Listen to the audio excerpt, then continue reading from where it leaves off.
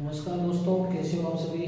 Divya classic channel पर आप सभी का स्वागत है। आज एक बार फिर मैं आपके लिए लेकर के आया हूँ बहुत ही प्यारा और शानदार सा कंटेंट, क्योंकि पिछली वीडियो में हमने पढ़ लिए थे प्रीपोजिशन एट, इन और ऑन को, यानी place of preposition of time, जिसमें हमने घड़ी कैलेंडर के माध्यम से सीखा था कि किस प्रकार से आसान तरीके से हम जो है कि प्रीपोजिशन को फिल कर सकते हैं ब्लैंक्स में। अब मैं आपके लिए एक बार और लेकर के आऊँ प्रीपोजिशन का पार्ट 2, जिसमें हमने बहुत सारी अच्छी प्रीपोजिशन पढ़ने वाले हैं, जिसमें कॉम्पिटिटिव एग्जाम और यानी कि क्लास जो विद्यालय स्तर की कक्षा होती है उनमें भी कई चैप्टर्स में प्रीपोजिशन के टॉपिक दिए गए हैं, जहाँ पर on, over, above, between, among और इनटू आज हम पढ़ने वाले हैं। यानी कुल मिलाकर के हमारे पास ये प्रीपोजिशन है। ऑन को एक बार हम फिर पढ़ रहे हैं, क्योंकि ऑन बहुत ही ज़्यादा इंपॉर्टेंट है। पहले भी हम उनको पढ़ चुके हैं 2-3 स्थितियों में, आज फिर हम पढ़ रहे हैं। उसके बाद ओवर है हमारे पास, उसके बाद है अबव, उसके बाद है बिटवीन, उसके बाद है अमंग और उसके बाद है इनटू। तो इनको हम पढ़ेंगे। तो सबसे पहले मैं बता देता हूँ प्रीपोजिशन के बारे में, हम पहले भी डिस्कस कर चुके हैं। प्रीपोजिशन यानी जैसे कि प्रीपोजिशन प्री प्लस पोजिशन से मिलकर के बना है, प्री प्लस पोजिशन से मिलकर के बना है, जहाँ पर प्री का अर्थ होता है पहले और पोजिशन की मतलब होता है स्थिति या जगह। यानी कुल मिलाकर के प्रीपोजिशन को सब बोलते हैं जो वाक्य में पहले से ही अपनी जगह सुनिश्चित किए होते हैं, चाहे वो वर्ब के साथ हो, चाहे ऑब्जेक्ट के साथ हो, चाहे अपनी प्लेस ऑफ टाइम यानी प्लेस ऑफ टाइम हो, प्लेस ऑफ एडवर्ब हो, प्लेस ऑफ डायरेक्शन हो, यानी किसी भी प्रकार की स्थिति में वो अपने सेट होते हैं, कुल मिलाकर अपनी जगह सुनिश्चित किए होते हैं। तो सबसे पहले हम पढ़ रहे हैं प्रीपोजिशन ऑन, ओवर और अबव। यानी सबसे पहले हम तीनों को पढ़ रहे हैं। तो मैंने क्या है कि यहाँ पर उनको तुलनात्मक अध्ययन के साथ लिख दिया है। क्यों लिख दिया है? क्योंकि हम जानते हैं कि ऑन का, ओवर का और अबव का प्रयोग ऊपर के अर्थ में किया जाता है, पर या ऊपर के अर्थ में। जैसे कि आप देख सकते हो कि ऑन का अर्थ होता है पर या ऊपर, पर या ऊपर।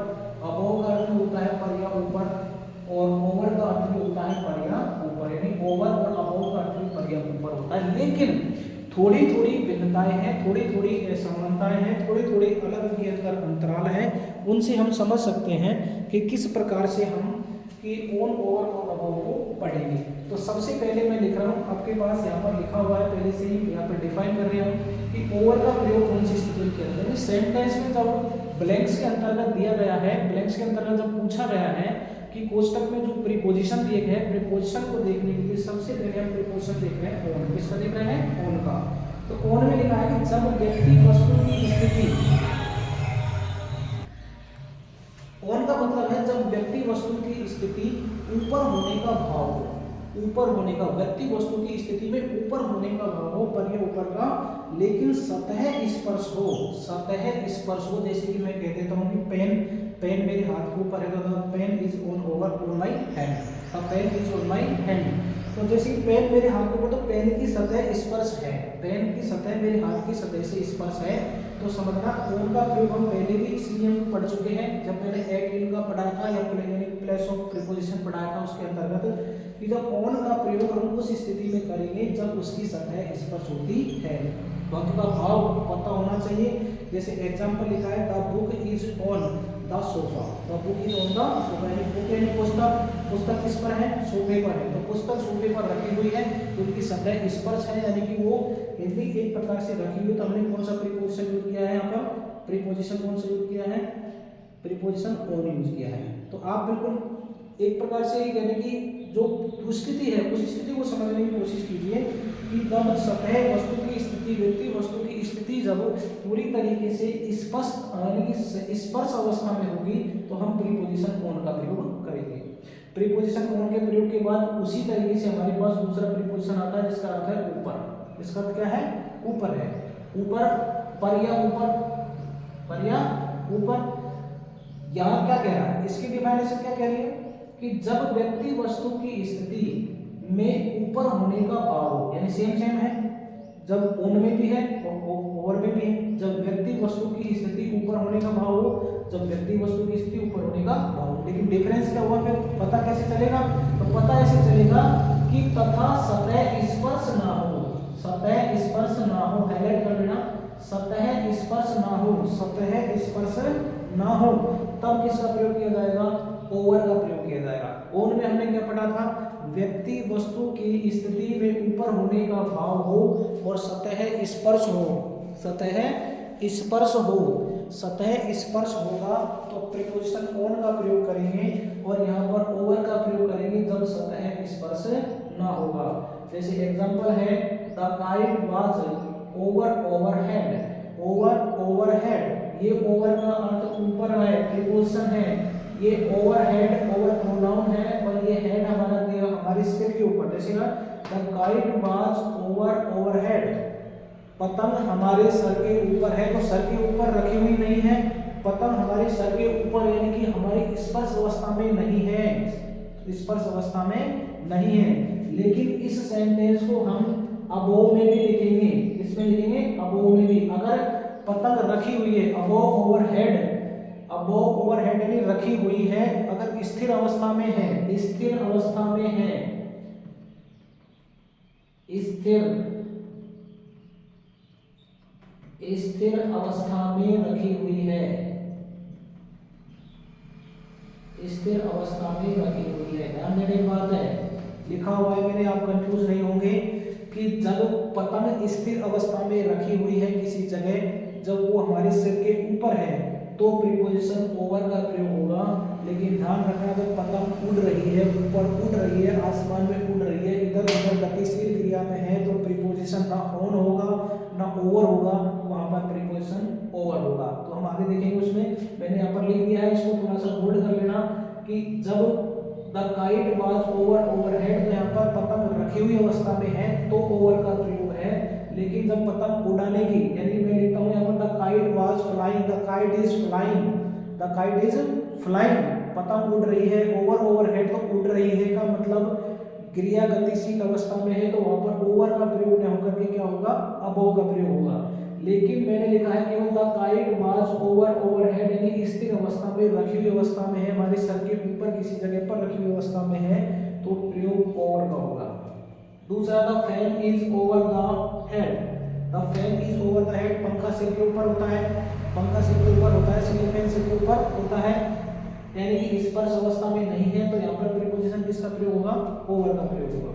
तो इस प्रकार से दोनों में डिफरेंस क्या रहेगा, यहाँ पर प्रीपोजिशन ऑन और ओवर, प्रीपोजिशन ऑन और ओवर में क्या भिन्नता रहेगी कि प्रीपोजिशन ऑन का प्रयोग जब किया जाएगा तब व्यक्ति वस्तु की स्थिति का भाव ऊपर हो, और ओवर का प्रयोग भी कब किया जाएगा, जब व्यक्ति वस्तु की स्थिति में ऊपर होने का भाव हो। लेकिन ऑन में सतह स्पर्श होती है और ओवर में सतह स्पर्श नहीं होती है। दोनों में भाव, सेंटेंस में भाव को समझना और उसके बाद ही अच्छे से आप फिल करना है। तो इसीलिए मैंने दोनों को एक तुलनात्मक तरीके से टेबल के अकॉर्डिंग लिखा है, न कि एक एक नियम को लिखने के बाद। तो इसीलिए मैंने ऑन, ओवर और अबोव को एक साथ आपको बताया है। आगे है हमारे पास अबोव, तीसरे नंबर पर कौन सा है हमारे पास, अबोव प्रीपोजिशन। ये अबोव प्रीपोजिशन बताता है ऊपर या पर या ऊपर का अर्थ, पर या ऊपर का अर्थ ही बताता है। तो अबोव कहता है कि जब व्यक्ति वस्तु की स्थिति में ऊपर होने का भाव हो, जब व्यक्ति वस्तु की स्थिति में ऊपर होने का भाव। अब तुम कहोगे गुरुजी ये तो पहले ऑन ओवर में भी थे, क्योंकि तीनों में है ऊपर होने का भाव, ऊपर होने का भाव और ऊपर होने का भाव। लेकिन यहाँ पर सतह स्पर्श है, यहाँ पर सतह स्पर्श नहीं है, तो यहाँ पर क्या है, आगे लिखा हुआ है तथा, सतह ऊपर होने का भाव हो, उसके बाद तथा सतह स्पर्श अवस्था में ना हो, सतह स्पर्श अवस्था में ना हो। ठीक है गुरुजी, ये भी सही है कि सतह स्पर्श अवस्था में ना है, तो ये तो ओवर में भी है, ये तो ओवर में भी है कि जब व्यक्ति वस्तु में पर ऊपर होने का भाव हो और स्पर्श अवस्था में ना हो, तो ओवर में भी है। तो ये आपने अबोव में भी लिखा है। लेकिन एक बात और लिखा है कि क्रिया गतिशील हो, क्रिया गतिशील हो, क्रिया क्या होनी चाहिए, गतिशील होनी चाहिए, क्रिया गतिशील होनी चाहिए, यानी कि स्थिर अवस्था में नहीं होनी चाहिए। ओवर का मतलब अवस्था स्थिर, एक जगह रुका हुआ, अबोव का मतलब क्रिया गतिशील, चलता हुआ। तो जैसे लिखा है एग्जांपल, बर्ड्स यानी पक्षी fly above the sky, fly above the sky, पक्षी आसमान में उड़ते हैं, पक्षी आसमान में उड़ते हैं, तो क्रिया गतिशील होती है, क्रिया गतिशील होती है, इसलिए प्रीपोजिशन क्या लिखा है, प्रीपोजिशन अबोव लिखा है। उसके बाद एग्जांपल नंबर दूसरा, the aeroplane is above overhead, above overhead, the aeroplane is above overhead, the aeroplane is above overhead. तो मैंने लिखा है हवाई जहाज हमारे हमारे सिर के ऊपर है तो सिर के ऊपर हवाई जहाज रुका हुआ है, सिर के ऊपर गुजरा है, चल रहा है, तो यहाँ पर अबव एरोप्लेन, तो यानी अबव प्रीपोजिशन का प्रयोग होता है। प्रीपोजिशन में आपको सबसे ज्यादा समझने की जरूरत है कि प्रीपोजिशन को तुलनात्मक तरीके से पढ़े। प्रीपोजिशन के जितने भी वर्ड है तुलनात्मक तरीके से पढ़े, किस किस तरीके से उनको डिफाइन किया गया है, तब आपका प्रश्न बिल्कुल सही जाने वाला है, यानी ब्लैंक्स आपका बिल्कुल राइट जाएगा। जैसे मैंने पहले वीडियो में बताया था पार्ट फर्स्ट में कि प्रीपोजिशन में एट, इन और ऑन को बताया था, जो मैंने बहुत ही अच्छी तरीके से घड़ी कैलेंडर के माध्यम से बताया था, समय के अनुसार प्रीपोजिशन और टाइम में तीनों को डिवाइडेशन किया था। यहाँ पर अपन पढ़ रहे हैं ऑन, ओवर और अबव। ये पार्ट 2 है प्रीपोजिशन का। अपनी जो ये वीडियो इसीलिए इसी बेसिक्स के आधार पर बताया गया कि किसी प्रकार से आपका कोई ज्ञान अधूरा ना रह जाए, इसलिए हम पूरा देखेंगे। अब इन तीनों को डिफाइन किया गया है अपन ने, क्योंकि तीनों का अर्थ ऊपर होता है, तीनों का अर्थ ऊपर होता है। फर्क क्या है? ऑन में फर्क क्या है? सतह स्पर्श होगी। ओवर में क्या फर्क है? सतह स्पर्श नहीं होगी, सतह स्पर्श नहीं होगी। लेकिन ओवर का, अबोव का क्या प्रयोग है? अबोव में सतह भी स्पर्श नहीं होगी और क्रिया भी गतिशील होगी। इस प्रकार के सेंटेंसों का भाव अगर आता है तो वहां पर प्रीपोजिशन ऑन, ओवर और अबोव का प्रयोग किया जाएगा। ये बहुत ध्यान रखने की बात है। ऐसी एग्जाम, कॉम्पिटिटिव एग्जाम में और अन्य प्रकार की परीक्षाओं में ये पूछे जाते हैं, यानी कि बहुत ही शानदार तरीके से आपके लिए लेकर के आया हूँ। देखिए दोस्तों, आगे आ जाइए बिटवीन और अमोव। प्रीपोजिशन के अगले पार्ट पर हम पहुंचे हैं। ऑन, अबोव, ओवर को पढ़ने के बाद हम अगली जगह पर आते हैं जहां पर हमारे पास है बिटवीन और अमोव। बिटवीन और अमोव, बिटवीन और अमोव का दोनों अर्थ होता है बीच में। बिटवीन और अमोव का अर्थ होता है बीच में। अमोव की जगह पर, अमोव की जगह पर अगर आपको AMONGUS अमोंगस्ट, अगर अमोंग की जगह पर आपको अमंगस्ट ऑप्शन में दे देता है तो आप कंफ्यूज नहीं होना है, यानी दोनों अमंगस्ट ये एक ही है, एक ही है, दोनों का मतलब बीच में होता है। तो अमोंग और बिटवीन को समझने के लिए बहुत ही आसान सा तरीका है, बहुत ही आसान सा तरीका। केवल दो चीजें याद रखनी है। दो चीजें क्या याद रखनी है? सबसे पहले बिटवीन को देखिए। बिटवीन में क्या लिखा है? दो व्यक्तियों, वस्तुओं के बीच में होने वाली स्थिति में, दो व्यक्तियों और दो वस्तुओं के बीच में। जैसे मैं कहूँगा कि जैसे मेरी उंगली और पेन के बीच में कुछ है ना, between my finger and pen, तो दोनों के बीच में होने की स्थिति में किसका प्रयोग होगा? बिटवीन का। लेकिन इसके विपरीत जब हम तुलना कर रहे हैं दूसरी स्थिति में, अमोव की जब हम कर रहे हैं, तो अमोव क्या कह रहा है? अमोव ये कहना चाह रहा है कि दो से अधिक व्यक्तियों और वस्तुओं के बीच में होने की स्थिति में अमोव का प्रयोग करो। सीधा सा बिल्कुल, जब दो व्यक्तियों के बीच में होने की स्थिति में पता चले तो प्रयोग करेंगे ब्लैंक्स में बिटवीन का, या ऑप्शन से आता है तो टिक करेंगे बिटवीन पर, और अमोव का अगर आता है तो दो से अधिक व्यक्तियों वस्तुओं के लिए इसका प्रयोग करेंगे, अमोव का करेंगे। तो फॉर एग्जांपल जैसे बिटवीन में लिखा हुआ है my mother was sitting between Ram and Sita, तो सीधा सा है मेरी माताजी, माय मदर मेरी माताजी, वाज सिटिंग बैठी हुई थी, बिटवीन यानी बीच में, राम एंड सीता यानी राम और सीता के, यानी मेरी माताजी राम और सीता के बीच में बैठी हुई थी, मतलब दो व्यक्तियों के बीच में बैठी हुई है। तो हमने किसका प्रयोग किया है? प्रीपोजिशन बिटवीन का प्रयोग किया है। दूसरा है you are running between the wicket, you are running between the wicket. समझो, यानी प्रक्रिया समझो, प्रोसेस समझो। बिटवीन द विकेट का मतलब क्रिकेट मैच के अंदर दो स्थितियों में विकेट लगे होते हैं और उन दोनों विकेटों के बीच में प्लेयर्स दौड़ रहा है तो बिटवीन द विकेट होगा। तो between the wicket, among the wickets नहीं होगा, बिटवीन द विकेट्स होगा। यू आर रनिंग, तुम दौड़ रहे हो बिटवीन द विकेट्स यानी विकेटों के बीच में। उसी तरीके से हम पढ़ रहे हैं अब आगे अमोंग को। किसको पढ़ रहे हैं? अमोंग को। तो अमोंग में क्या लिखा है? अमोंग में हमने लिखा है दो से अधिक व्यक्तियों के बीच में होने की स्थिति में किसका प्रयोग करेंगे? दो से अधिक व्यक्तियों की स्थिति में हम अमोंग का प्रयोग करेंगे। अगर हमारे पास कोष्टक में या ब्रैकेट्स में या ऑप्शन में अमोंग वर्ड नहीं है, अमोंग की जगह अमोंगस्ट है, AMONGUST, तो आप अमोंगस्ट का प्रयोग करेंगे। दो से अधिक व्यक्तियों के बीच में समझेंगे एग्जांपल से। जैसे मैंने लिखा डिस्ट्रीब्यूट, DISTRIBUTE, डिस्ट्रीब्यूट होता है बांटना, वर्ब है डिस्ट्रीब्यूट दीज पेन्स, इन पेनों को बांटिए, यानी ये पेन बांटिए। अमोंग का प्रयोग हुआ है अमोंग द स्टूडेंट्स, बहुवचन है, प्लूरल है, स्टूडेंट्स के बीच में। डिस्ट्रीब्यूट दीज पेन्स, इन पेनों को बांटिए, ये बांटना है। अमोंग द स्टूडेंट्स यानी विद्यार्थियों के बीच में, तो विद्यार्थी दो से अधिक है। समझो बात को, विद्यार्थी दो से अधिक है तो हमने प्रीपोजिशन ऑन का प्रयोग किया है। My father is among the jury. Jury का मतलब होता है, जूरी का मतलब होता है निर्णायक दल, निर्णायक दल। और निर्णायक दल में दो से अधिक व्यक्ति होते हैं, दो से अधिक व्यक्ति होते हैं। तो हमने प्रीपोजिशन कौन सा प्रयोग किया है, प्रीपोजिशन प्रयोग किया है हमने अमोंग का। तो बिल्कुल इजी है, दोनों प्रीपोजिशन के बीच में जब भी आपसे कभी पूछा जाता है तो बिल्कुल आसान तरीके से आपको पढ़ना है प्रीपोजिशन में अमोंग और बिटवीन को, अमोंग और बिटवीन को। क्योंकि अमोंग और बिटवीन का प्रयोग दोनों का होता है बीच में, दोनों का क्या होता है, बीच में होता है।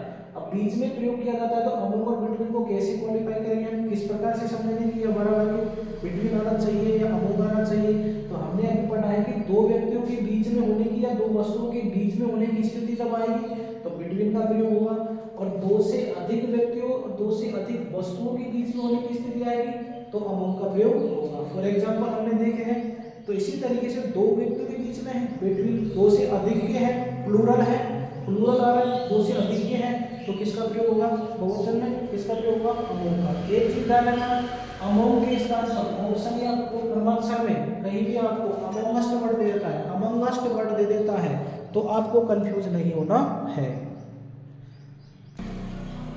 देखिए दोस्तों, आगे हम आ गए हम अपने अगले प्रीपोजिशन की तरफ। जो अगला प्रीपोजिशन हमारे पास दिया गया है बहुत ही शानदार तरीके से कॉम्पिटिटिव एग्जाम में अधिक संख्या में पूछा जाता है ऑन, इनटू और एट के साथ।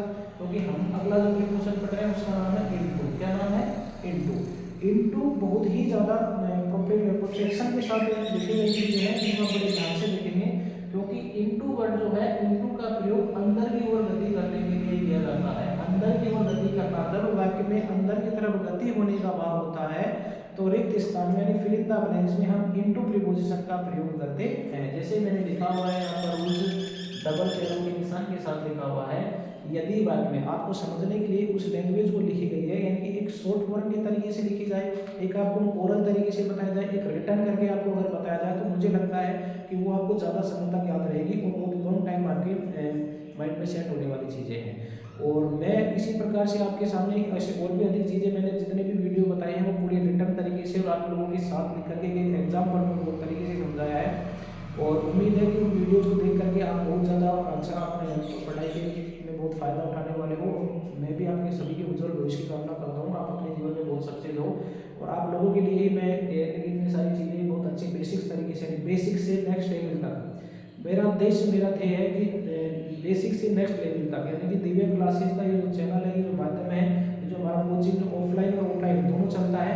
10th 12th के बेसिक्स पे अभी चल रहा है, लेकिन हम आगे आने वाले समय में इसमें ग्रो करने वाले हैं।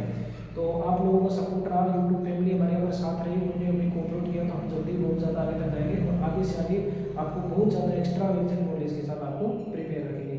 तो जुड़े रहिए सभी वीडियो के साथ, वीडियो को स्किप मत किया करो। सबसे ज़्यादा आप वीडियो को स्किप कर दिया करो, क्योंकि आपको लगता है कि पिक्चर क्वालिटी ठीक नहीं आ रही है, आवाज़ ठीक नहीं आ रही है। आप उन चीज़ों को ना देखकर आप पिक्चर क्वालिटी, पिक्चर देखने के लिए नहीं, आप इस पर है कि कंसेप्ट देखो किस प्रकार से क्लियर हो रहा है। आप आवाज़ सुनिए, कंसेप्ट क्लियर हो, देखिए कि आप कितना आसान तरीके से सीख रहे हो। कि यदि वाक्य में अंदर की ओर गति करने का भाव हो, यदि वाक्य में अंदर की तरफ यानी बाहर से अंदर की तरफ गति करने का भाव होता है तो इनटू प्रीपोजिशन का प्रयोग किया जाता है। इनटू प्रीपोजिशन का प्रयोग किया जाता है। अंदर गति करने का भाव हो तो इनटू प्रीपोजिशन का प्रयोग किया जाता है। याद रह जाएगी, और फिर याद तो रह जाएगी क्योंकि एग्जाम्स के अंदर नियम नहीं पूछे जाते हैं, रूल्स आते ही नहीं है एग्जाम्स में। एग्जाम्स में आते हैं एग्जाम्पल, उदाहरण आते हैं, उन उदाहरणों को हमें देना होता है उन रूल्स के आधार पर। तो पहला एग्जाम्पल है the teacher is entering, the teacher यानी अध्यापक इज एंटरिंग प्रवेश कर रहा है into the classroom, into the classroom into preposition है, इनटू क्लासरूम यानी कि क्लास कक्षा कक्ष में, यानी अध्यापक कक्षा कक्ष में प्रवेश कर रहा है, यानी वो बाहर से अंदर की तरफ आ रहा है। तो बाहर से अंदर की तरफ गति करने का जो भाव है वो इनटू प्रीपोजिशन को दर्शा रहा है।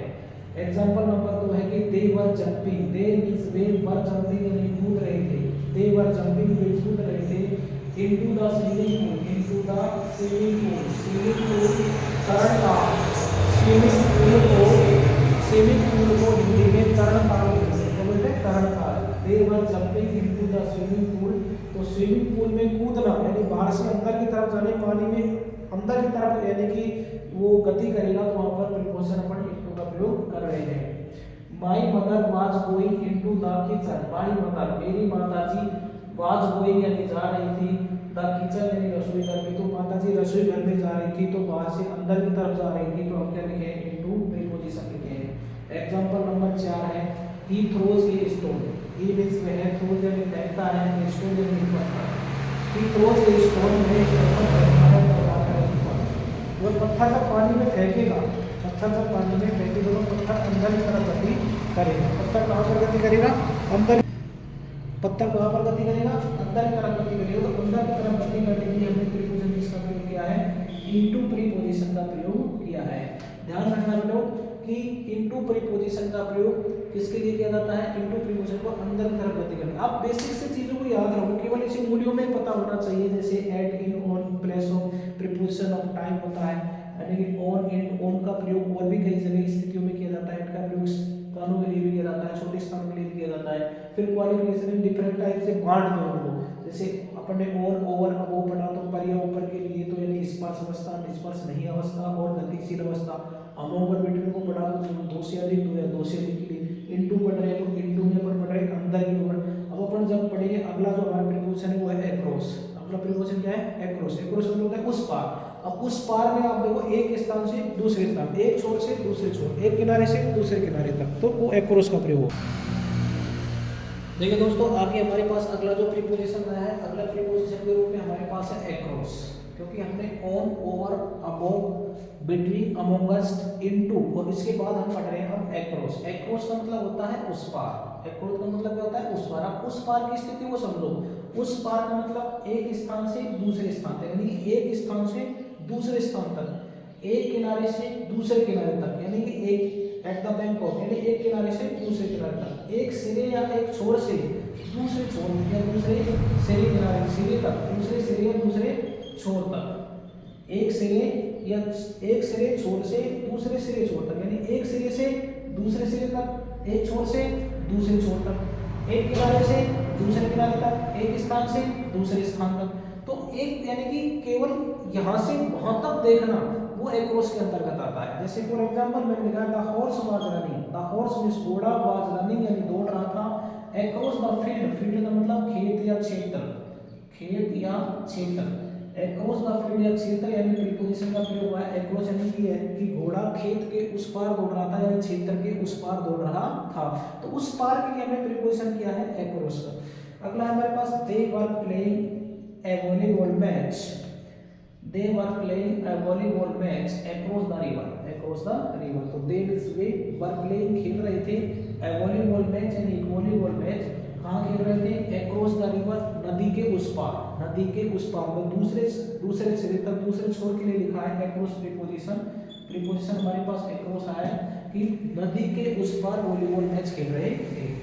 एग्जाम्पल नंबर 3 है you saw me across the platform, you यानी तुमने, सा यानी देखा, मी यानी मुझे, तुमने मुझे देखा, कहाँ देखा, अक्रॉस द प्लेटफॉर्म यानी कि प्लेटफॉर्म के उस पार यानी दूसरे छोर पर, प्लेटफॉर्म के दूसरे छोर पर तुमने मुझे देखा। तो इस प्रकार हमारे पास ये अक्रॉस का है। तो अक्रॉस में ध्यान रखने की बात यही है कि एक स्थान से दूसरे स्थान की ओर, एक किनारे से दूसरे किनारे की ओर, एक सिरे या छोर से दूसरे सिरे या छोर तक, यानी कि और का भाव जब वाक्य में दर्शाया जाता है तो प्रीपोजिशन अक्रॉस का प्रयोग किया जाता है।